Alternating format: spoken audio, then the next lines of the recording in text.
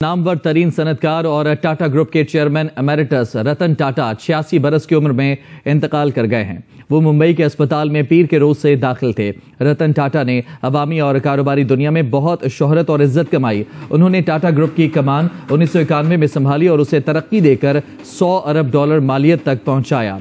वो Tata Sons, Tata Industries, Tata Motors, Tata Steel और Tata Chemicals के चेयरमैन एमेरिटस थे। साथ ही वो मित्सुबिशी कॉरपोरेशन और जेपी मॉर्गन चेस के बैनुल अक़वामी मुशावरती बोर्ड के मेंबर भी थे। 2008 में भारतीय हुकूमत ने उन्हें मुल्क के दूसरे सबसे बड़े सिविलियन अवार्ड पद्मा विभूषण से नवाजा। रतन टाटा दुनिया भर में फलाही कामों के लिए जाने जाते हैं। टाटा सन्स में उनके 65% से जायद शेयर्स की आमदनी फलाही कामों पर खर्च होती है। रतन टाटा की फलाही काविशों से भारत में तालीम, सेहत और समाजी तरक्की के मुतादिद मंसूबे चलते हैं। भारतीय कारोबारी ग्रुप टाटा ग्रुप का मार्केट हजम पाकिस्तान की मजमूई मईशत से ज्यादा हो गया। भारतीय मीडिया की रिपोर्ट में कहा गया है कि टाटा ग्रुप की कंपनीज की मुश्तरका मार्केट वैल्यू पाकिस्तान की मजमूई मुल्की पैदावार GDP से बढ़ गई है। भारतीय अखबार इकोनॉमिक टाइम्स समेत मुतादिद अखबारात में शाया रिपोर्ट्स के मुताबिक टाटा ग्रुप का कारोबारी तखमीना कैपिटलाइजेशन 1010 खरब 33 अरब 39 करोड़ रुपए रहा, जो $365 अरब बनता है, जबकि IMF ने पाकिस्तान की GDP का तखमीना तकरीबन 943 खरब 90 अरब 9 करोड़ रुपए लगाया है, जो $341 अरब बनते हैं। मशहूर भारतीय सनतकार रतन टाटा इंतकाल कर गए। मारूफ भारतीय सनतकार और कारोबारी शख्सियत रतन टाटा 86 बरस की उम्र में इंतकाल कर गए। कहा कि ये हम जरा रतन टाटा के ऊपर बात कर लें। वो इंडियन जो हैं, आप जानते हैं, बिजनेस कम्युनिटी के टाटा, उनका रतन टाटा भाई उनकी चल रही है, जो बहुत बता रहे हैं कि किस तरह से वो अपने कंट्री के अंदर कंट्रीब्यूशन करते हैं। हमेशा हम लाते हैं टॉक शोज और अनलिमिटेड एंटरटेनमेंट सिर्फ YouTube पर। अगर आपने अभी तक हमारा चैनल सब्सक्राइब नहीं किया तो अभी सब्सक्राइब करें और बेल आइकॉन को क्लिक करके हमारी लेटेस्ट वीडियोस के बारे में अपडेट जानें। डिटेल के साथ पढ़ा हमारे जो टाटा फैमिली को और पारसीज को मैंने पढ़ा है। ये ना सिर्फ टाटा क्योंकि पारसी ये अपनी आमदन का एक बहुत बड़ा चंक जो है वो फिलैंथ्रोपिस्ट एक्टिविटीज पे डोनेट करते हैं। ये उनका हिस्सा है मजहब का तो हमारा भी हिस्सा है, ज़कात देना हमारा भी हिस्सा है, हमारे मजहब का हिस्सा है। लेकिन हमारे मजहब में तो आपको पता ही है कि हमारे मजहब में तो नफरत और मारना भी तो मना है, लेकिन हम उस पर जिहाद कर लेते हैं, कभी कुछ कर लेते हैं। ये दुनिया के अंदर मेरा ख्याल है ये भी एक ह्यूमन इंस्टिंक्ट है कि हम अपने मजहब को अपने फायदे के लिए उसको पॉलिटिसाइज करके कारोबार बना लेते हैं। लेकिन पारसी अभी इस चीज से बचे हुए हैं कि नंबर बहुत थोड़े हैं।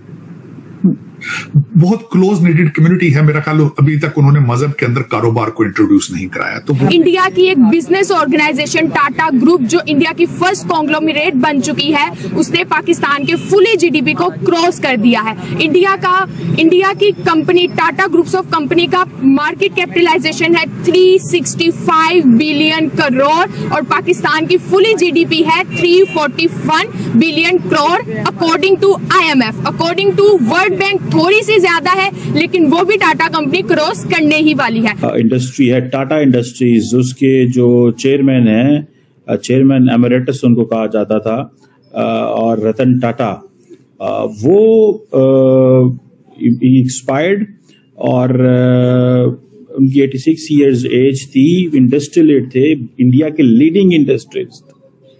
मतलब कहा जाता है कि इंडिया की जो सबसे बड़ी वन ऑफ द बिगेस्ट जो कॉन्ग्लोमरेट होता है, जो कि 1991 से लेके 2012 तक वो रहे हैं। और उनकी जो खूबी थी वो ये थी कि he was a business leader but with a vision.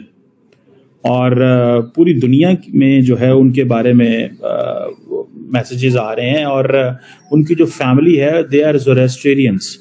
और उन्होंने जो टाटा ग्रुप है वो तकरीबन 1937 में 1937 में जो है वो आया बना। और मैं तो जिस चीज़ को अभी 2024 है, तकरीबन 100 साल होने को हैं, लेकिन इंटरेस्टिंग चीज़ ये है जो जिस पर मैं बात करना चाहता हूँ, that he left a legacy. Pakistan की अक्सर मैंने देखा है कि पाकिस्तान में जो ग्रुप्स हैं वो बड़े नहीं होते, और वो शायद ग्रुप इसलिए बड़े नहीं होते कि जो हमारे बिजनेसमैन हैं वो बोर्ड्स नहीं बनाते। वो बोर्ड्स बनाने से मुराद ये है कि वो उस तरह चीज़ें नहीं करते जिस तरह शायद करनी चाहिए। शायद मुझे जो याद आता है या जो मुझे जो समझ आता है कि बोर्ड्स बनाने से बना दिया है कि पावर्स डेलीगेट नहीं करते। जब तक आप पावर्स डेलीगेट नहीं करेंगे तब तक चीज़ें कैसे बेहतर होंगी।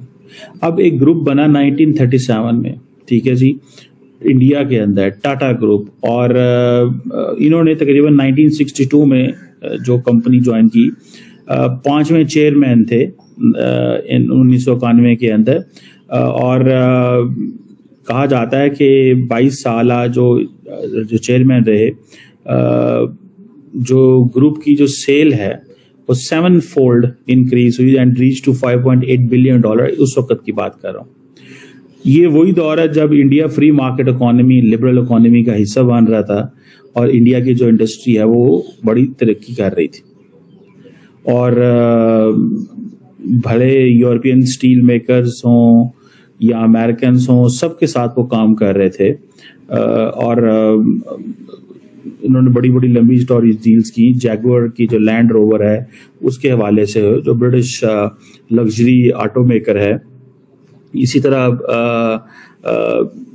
एक कार है जिसे बोलते हैं नैनो कार, ये टाटा ग्रुप ने बनानी शुरू की 2009 के अंदर। कहा जाता है कि दुनिया की अफोर्डेबल तरीन कार थी, ठीक है, जिसकी कीमत सिर्फ $2500। $2500 तो कोई कार की कीमत नहीं है, थोड़े से पैसे हैं। आज भी पाकिस्तान में 2500 जो है वो $7.5 लाख रुपया होगा। तो मेरा नहीं ख्याल पाकिस्तान में $7.5 लाख में 7.5 लाख में आपको कोई कार मिलती होगी। लेकिन दुख के साथ है कि इस वक्त जितने भी अमीर लोग हैं पाकिस्तान के, लूटना उनकी पहली प्रायोरिटी है, फिलैंथ्रोपिस्ट वर्क उनकी प्रायोरिटी नहीं। दूसरा एक सबसे बड़ा जो मुझे दुख है, मेजॉरिटी ऑफ मेरे कंट्रीमैन जो है वो मौत पे यकीन नहीं रखते। बार बार उनको लोगों ने कहा है, कई दफा कहा जाता है, उनको बताया जाए कि कफन की जेबें नहीं है, कफन की जेबें नहीं। लेकिन ये कि उनको लूट मार से इतनी मोहब्बत है, डॉक्टर खाने बंद कर देंगे लेकिन फिर भी लूट मार से बाज नहीं आएंगे।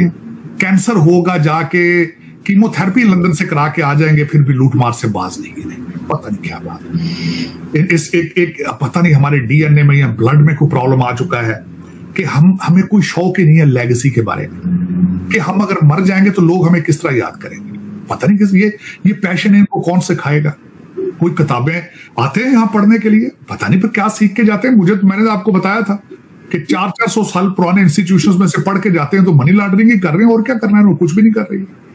पाकिस्तान के पता नहीं क्यों इनको ये क्यों नहीं सिखाया जाता कि जाके अपने कंट्री को सर्व करो। सर्व करना तो it's not part of it. हमारे पूरे इस सिलसिले में किसी भी हमारी एक्टिविटी के अंदर आपने देखा कोई सर्व कर रहा है? असल में रीजन ये है कि इंडिया में ना एक सिस्टम चल रहा है, वहाँ उनके इंस्टीट्यूशंस काम कर रहे हैं और डेमोक्रेसी भी है, इलेक्शंस भी होते हैं। उनके सिस्टम में ना कभी कोई ब्रेक नहीं आया। 1947 से लेकर टिल टुडे, आजाद तो हम एक ही दिन हुए थे, लेकिन हमारा प्रॉब्लम ये रहा है कि हमारी जो है ना ट्रेन कभी पटड़ी पे कंटिन्यूसली चढ़ी नहीं है। कभी डेमोक्रेटिक गवर्नमेंट 47 से लेकर 58 तक हमने कोई 5-6 प्राइम मिनिस्टर्स चेंज किए। उसके बाद मार्शल लॉ लग गया 58 में, फिर 69 तक वो रहा, 69 में फिर याहिया खान आ गया, फिर 71 तक रहा। तो फिर उससे भुट्टो के बाद फिर जिया आ गया, फिर बेनजीर नवाज शरीफ 88 से लेकर 99 तक। यानी आई मीन टू से कि जब तक कंसिस्टेंसी नहीं होगी, जब तक पॉलिसीज में स्टेबिलिटी नहीं होगी, गवर्नमेंट स्टेबल्स नहीं होंगी, उनकी पॉलिसीज कंसिस्टेंट नहीं होगी, उस वक्त तक ना मुल्क तरक्की नहीं कर सकता। तो आपको ये वीडियो कैसा लगा कमेंट बॉक्स में जरूर लिखिए। इस वीडियो को लाइक कीजिए, शेयर कीजिए, सब्सक्राइब करना ना भूलिए आपके चैनल EFC और जेड को। मिलते हैं अगली वीडियो में। जय हिंद।